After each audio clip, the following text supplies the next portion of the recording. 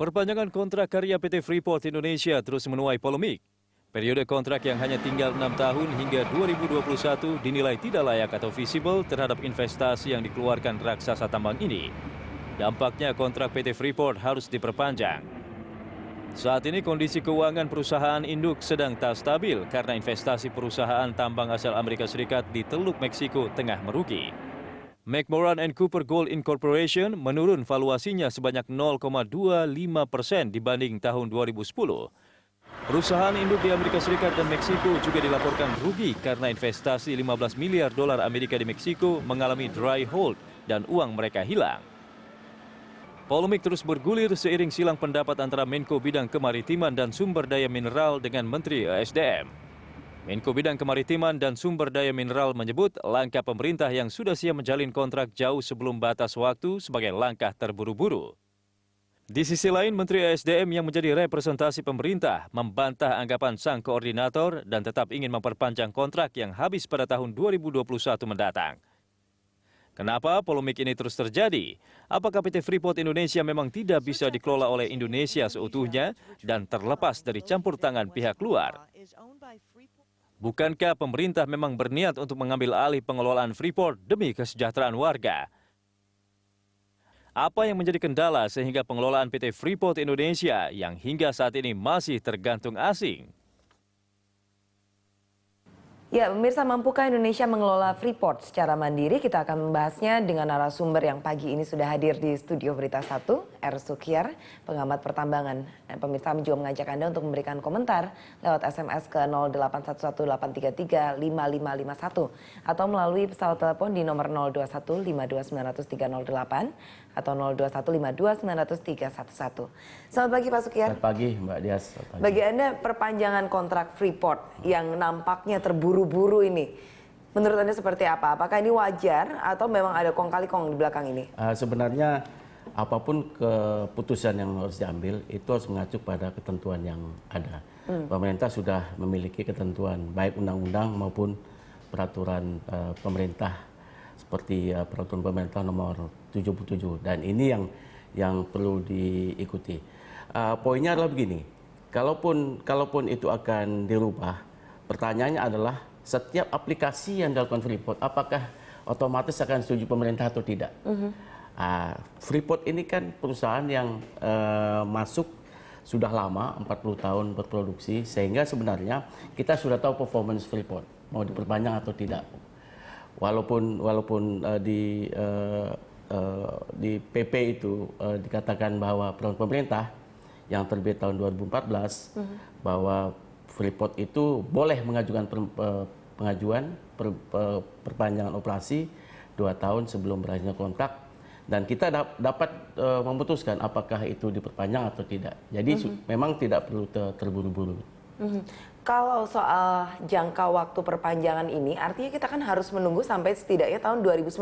Ya. 2 tahun sebelum kontrak itu selesai di 2021. Ya, tapi ketika sekarang kemudian dibicarakan, ini menimbulkan pertanyaan. Ya. Menurut Anda?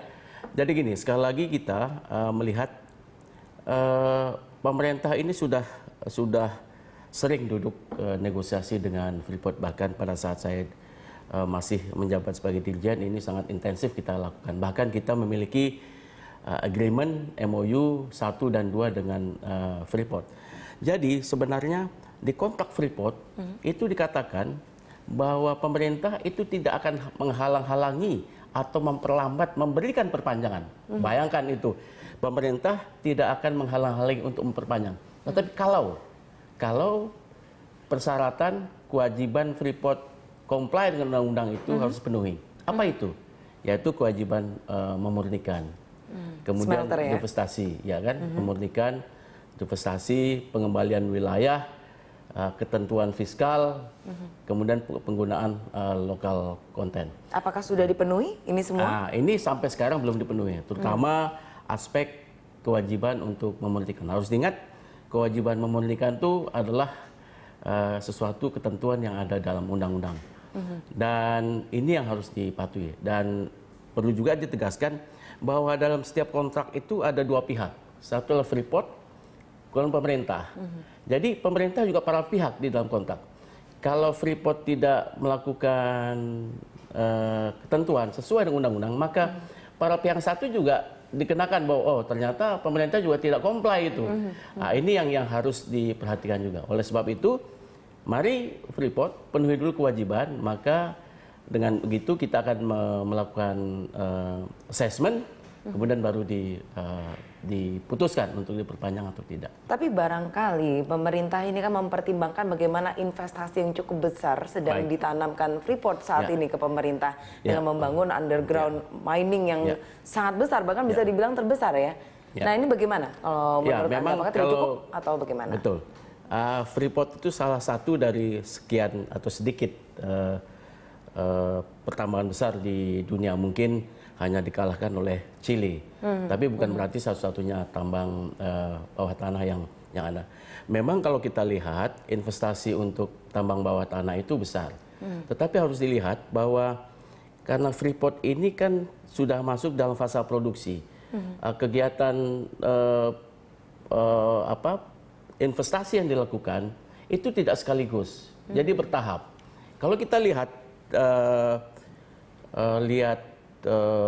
berapa besar capital expenditure dalam 3 tahun terakhir ini, rata-rata antara 800 sampai 1 miliar dolar. Ya kan? Katanya akan butuh 15 miliar dolar. Jadi tidak sekaligus 15 miliar itu ditanamkan dalam satu waktu, tapi bertahap 1 miliar, 1 miliar. Lalu 1 miliar ini nanti ditutupinya dari mana? Nah kalau kita lihat revenue Freeport itu berkisar antara 5 sampai 6 billion US dollar. Jadi dengan capex, capital expenditure tambah opex kira-kira 2 miliar, itu sekitar 3 miliar dolar. Terus kewajiban bayar royalti itu masih ada keuntungan sekitar average 1 miliar US dollar. Jadi manakala ada yang mengatakan bahwa investasi Freeport itu sekaligus, itu tidak demikian. Nah, itu baru itu berat kalau itu sekaligus. Tapi ini bertahap sampai dengan 2041 kalau nanti operasinya diperpanjang. Jadi akan makan waktu sekitar 18 sampai dengan 20 tahun ya? Ya, ke depan ya. Jadi tidak sekaligus investasinya. Tapi bagaimana sih dengan pembagian hasil ataupun juga royalti yang diberikan kepada pemerintah kita atau ke Indonesia ini seperti apa sih menurut Anda selama ini? Jadi memang sebelum 2014 bulan Juli itu kita menandatangani MOU dengan Freeport bahwa Freeport harus membayar royalti emas 3,75%. 3,75%. Sebelumnya adalah 1%. Untuk tembaga itu 4%. Sebelumnya itu saya kira sekitar 3%. Jadi semenjak Juli 2014 itu sudah ada cukup naik peningkatan, ya kan.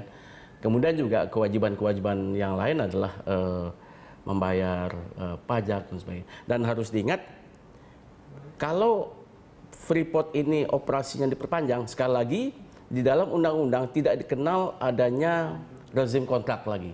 Jadi kalau nanti suatu saat 2021 diperpanjang, yang diperpanjang itu operasinya bukan kontraknya. Bentuk perizinannya adalah izin usaha pertambangan khusus, jadi UPK namanya. Dan manakala rezim itu masuk, rezim izin masuk, maka siapapun pelaku usaha harus comply dengan ketentuan yang ada. Oleh sebab itu royalti juga bisa berubah, ya kan, dengan ketentuan pemerintah yang ada nanti ke depan.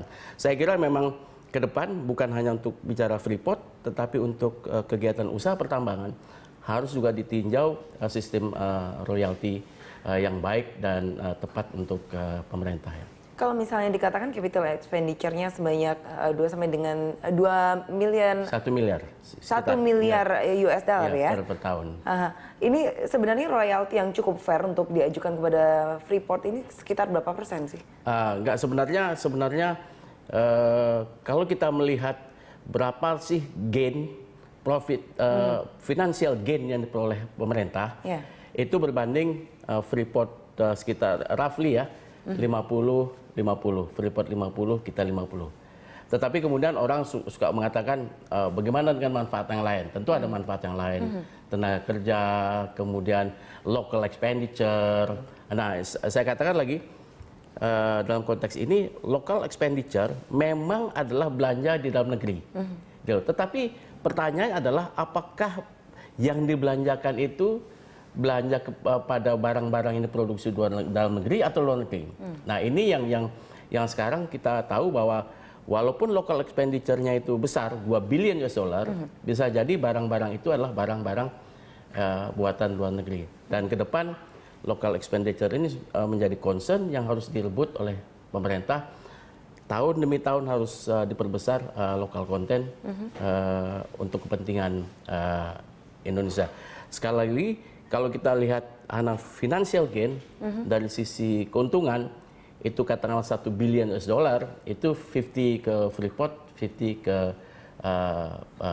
Indonesia. Ya, saya kira ke depan ini yang harus lebih besar lagi bagian Indonesia kepada bagian Freeport, apa yang dibayarkan Freeport kepada Indonesia. Oleh sebab itu royalti itu jangan fix, tetapi harus disesuaikan dengan harga komoditi. Begitu komoditi naik, harusnya ini harus menyesuaikan. Atau cara lain adalah mengambil profit royalty, earnings before tax. Jadi kalau ada penerimaan kotor, keuntungan kotor, itu bisa di-split antara Indonesia dengan pelaku usaha. Jadi ini yang perlu digali ke depan oleh pemerintah. Oke, beberapa kebijakan dari pemerintah atau permintaan pemerintah kepada Freeport ternyata tidak dipenuhi dalam 40 tahun kerjasama. Kemudian apa keuntungan pemerintah ketika tetap memperpanjang kontrak Freeport? Kami akan bicara setelah pariwara berikut.